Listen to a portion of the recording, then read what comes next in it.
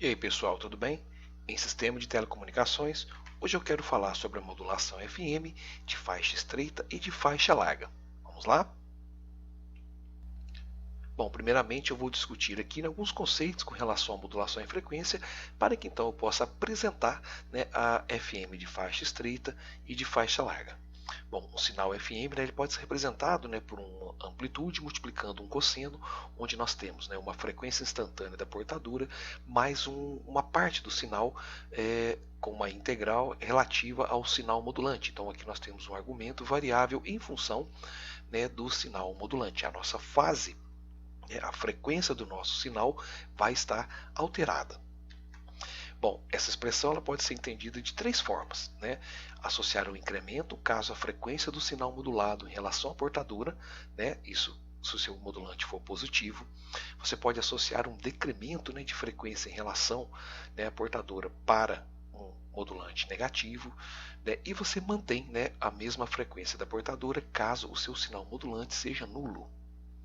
Aqui eu tenho uma representação, de um sinal modulante em formato retangular e de forma discreta, ele não é contínuo ao longo do tempo, ele aparece em determinados intervalos. Tem aqui, um sinal de uma portadora e aqui eu tenho o meu sinal que vai ser transmitido. Então, modulante positivo incrementa, modulante negativo reduz e o modulante igual a zero, mantém a mesma frequência. Se observarmos, neste trecho e neste trecho, o modulante, é nulo. E aí o sinal da portadora é o mesmo sinal, de saída. Neste trecho, o modulante é positivo. Então nós temos aqui um aumento, da quantidade de oscilações, fazendo então aqui um incremento. E neste trecho, o modulante é negativo e nós temos aqui então um decremento, uma redução da quantidade de ciclos, aqui, no sinal de saída com relação ao sinal da portadora. Bom, mas esse sinal, analisado, tudo baseou-se num modulante, com características constantes, e variações discretas. Mas e se mudarmos, essa análise e considerarmos aqui um sinal modulante, com variações contínuas, não discretas, ou seja, ele tem oscilações completas ao longo do tempo? Bom, isso vai nos dar uma ideia da real velocidade angular que pode variar instantaneamente em função, desse sinal modulante. Bom, a ideia permanece a mesma. Modulante positivo, você tem incremento. Modulante negativo, você tem decremento. E no modulante igual a zero, você mantém a mesma frequência. Então agora você tem que observar o seguinte. Aqui o modulante estava com o sinal máximo. Então nós estávamos com uma oscilação no sinal de saída máximo. À medida que o sinal modulante vai decaindo, nós também vamos diminuindo a frequência de oscilações.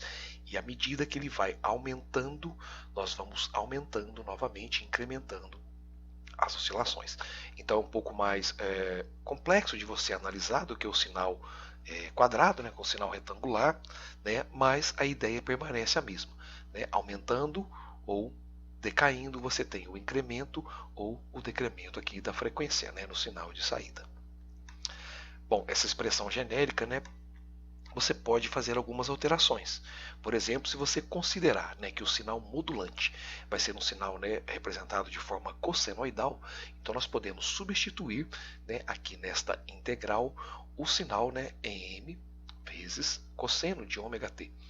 Então nós temos aqui uma amplitude modulante mais um sinal modulante do tipo cossenoidal. Fazendo esta alteração, e tirando aqui a parte constante da integral, nós podemos aqui definir, este conjunto de kf vezes m, como o valor máximo que pode ser acrescentado à frequência da portadora, porque isso aqui pode, ter o valor 0 ou o valor 1, por exemplo, porque é um sinal cossenoidal. Então o incremento máximo seria, de frequência kf, vezes m. E nós vamos chamar aqui de desvio de frequência como delta ômega. Bom, então substituindo neste delta ômega, nós chegamos aqui a uma expressão para a modulação em frequência, onde nós temos, o desvio de frequência e uma integral aqui com relação ao cosseno, da frequência do sinal modulante. Bom, utilizando, técnicas de integração, né, ou consultando tabelas, né, para a solução de integrais, ou alguma calculadora, ou aplicativo, ou software, enfim, né, você chegará, né, que a integral do cosseno, né, vai dar seno. E aí você tem, né, uma nova formulação aqui para o seu sinal da modulação em frequência.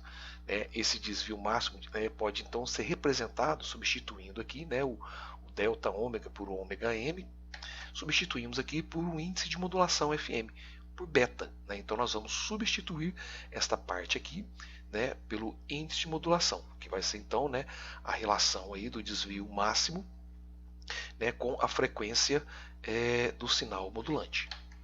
Bom, então com isso, né, a expressão final para a modulação em frequência, né, pode ser então dada por, né, uma amplitude da portadora vezes o cosseno da frequência da portadora, né, então, ou seja, você tem a frequência instantânea da portadora, mais, né, um desvio de frequência dado aqui por beta vezes o seno de ômega t, né, o seno de ômega m aqui, que é o sinal modulante. Esta é então a expressão geral, né, para a modulação em frequência. E dependendo do valor do beta, nós podemos ter faixa estreita ou faixa larga.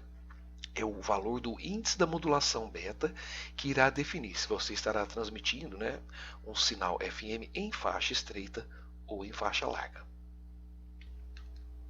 Vamos falar sobre a FM de faixa estreita. Se você pretende agrupar vários sinais modulados FM em uma faixa relativamente restrita de frequências, escolher a faixa estreita em FM será uma boa opção. A ideia da faixa estreita é limitar o índice beta, né, o índice de modulação, restringindo dessa forma, né, a largura de faixa que o sinal FM irá ocupar.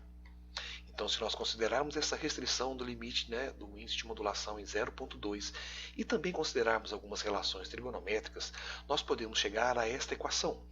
Esta equação é a equação característica de um sinal FM de faixa estreita. Podemos, né, determinar aqui três componentes.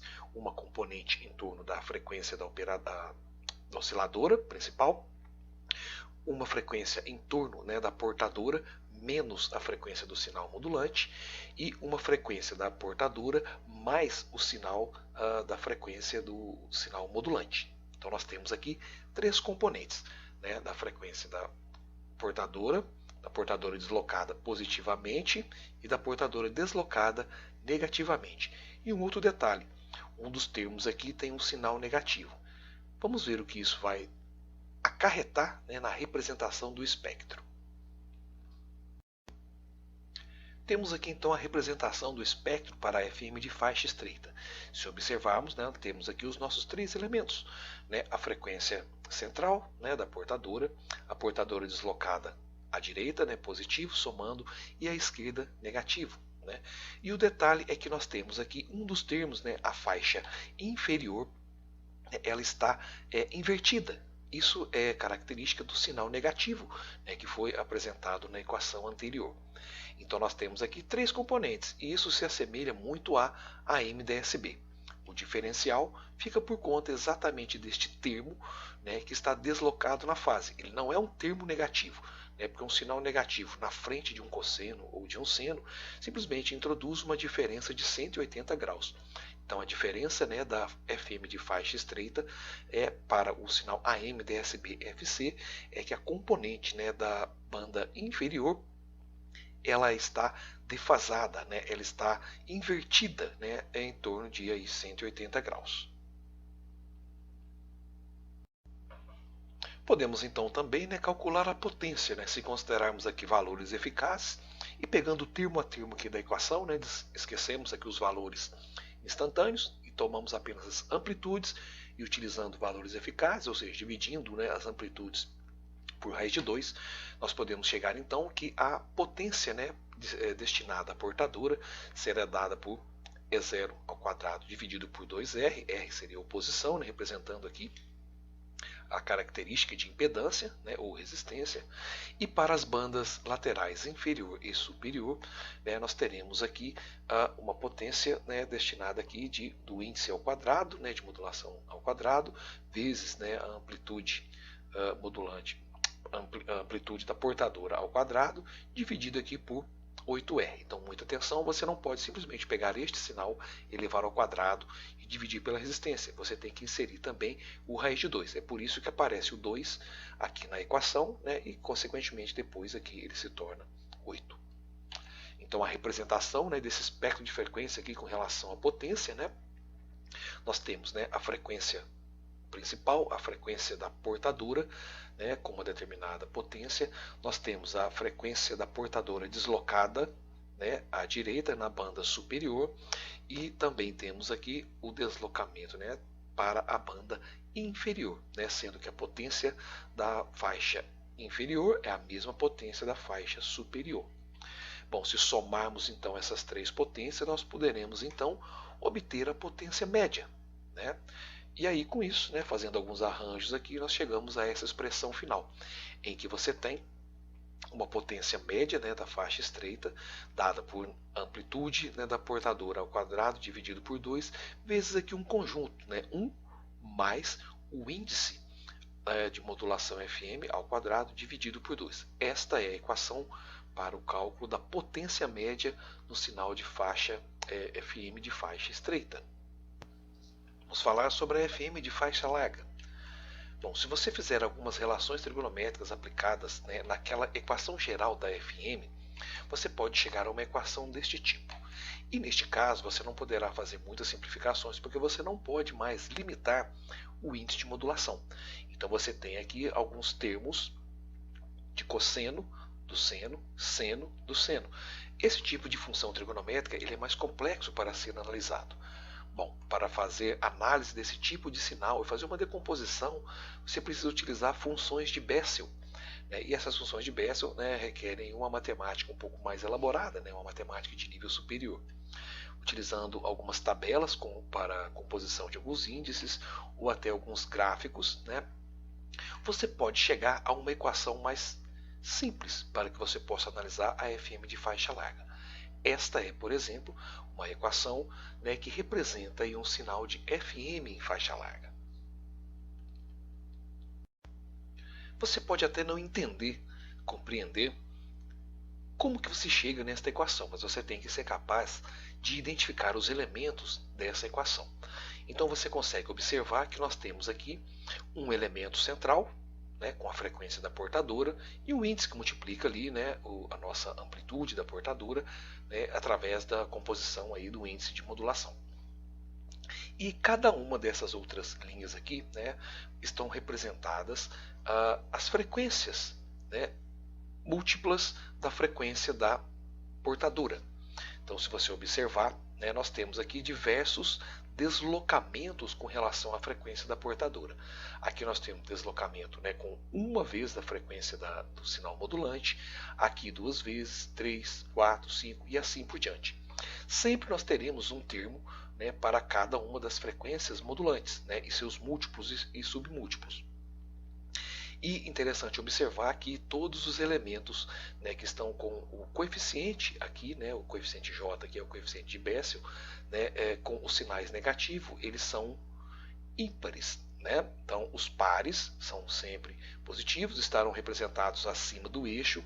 Os ímpares terão parcelas positivas, né, e parcelas negativas. Sinal negativo? Não, em fase, né, invertida. O sinal negativo na frente de um cosseno ou de um seno inverte a fase em 180 graus. E o detalhe, né, para esta equação geral para o sinal FM de faixa larga é que ele é uma soma infinita, né, de diversos termos. Bom, então o espectro de frequência, né, para este sinal infinito, né, pode ser representado, né, por uma frequência central e frequências simétricas ímpares, né, na parte superior e na parte inferior do gráfico, né, e as parcelas pares, né, sempre terão, né, o deslocamento acima do eixo, estarão em fase ímpar, fase positiva e negativa, pares, né, fases positivas, e sempre tudo em torno da frequência da portadora. Bom, se você utilizar, né, propriedades de Bessel, né, você pode concluir que existe um cancelamento, né, nas frequências em torno ali da frequência da portadora, né? E com isso a potência média, né, pode ser calculada aí simplesmente para a tensão ao quadrado dividido por 2 vezes a oposição, vezes a resistência, né? Bom, mas um detalhe é que neste caso você teria que considerar uma largura de banda infinita. E isso na prática, né, seria inviável. Então, o que na prática é feito normalmente é que você limita a largura de faixa utilizando aí propriedades de Bessel. E você então tem aí que o sinal médio, né, da potência para o sinal FM, né, fica aí de 0,98 vezes a tensão ao quadrado dividido por 2R. Né? Ou se você fizer aqui a simplificação, 0,98 por 2, né, dá 0,49 vezes a tensão ao quadrado. Enfim, então, né, na prática você limita, né, a largura de faixa, né, com algumas propriedades de Bessel, e aí, né, você não tem, né, mais a largura infinita. Bom, isso é bom porque essa limitação, né, imposta aí causa um prejuízo pequeno, né? Você limitar a largura aí, a faixa, você perderá apenas 2% da potência que vai estar contido nas infinitas raias, né, de transmissão. Enquanto a partir dessa limitação vai permitir o uso lado a lado de diversas portadoras que vão ocupar uma largura de banda finita, uma largura de banda fixa, conhecida. E com isso, né, com esse espaço delimitado, então você vai reduzir aí, claro, né, a chance de interferência de sobreposição entre os canais. Bom, galera, com relação aí à modulação FM, né, de faixa estreita e de faixa larga, era isso que eu queria mostrar para vocês neste momento. Que todos estejam bem, forte abraço a todos e até o próximo vídeo, pessoal.